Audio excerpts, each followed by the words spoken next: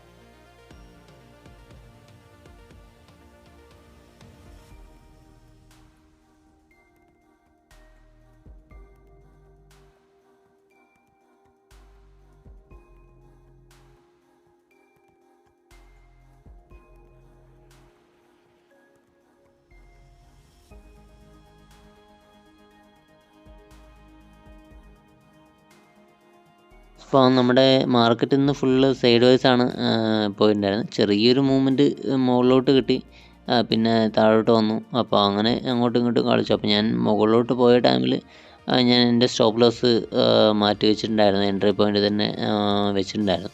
അപ്പോൾ എന്തായാലും എൻ്റെ എൻട്രി പോയിന്റിൽ ഇപ്പോൾ വന്ന് നിൽക്കുകയാണ്, ചെറിയ ലോസിൽ വന്ന് നിൽക്കുകയാണ്. അപ്പോൾ ഞാൻ എന്തായാലും ഇത് എക്സിറ്റ് ആയിട്ട് ഈ ഒരു ട്രേഡ് എക്സിറ്റ് ആയിട്ട് നമുക്ക് അടുത്ത ട്രേഡ് നോക്കാം. ഇനി വരികയാണെങ്കിൽ നമുക്ക് ട്രേഡ് എടുക്കാം, അല്ലെങ്കിൽ നമുക്ക് നാളെ നോക്കാം.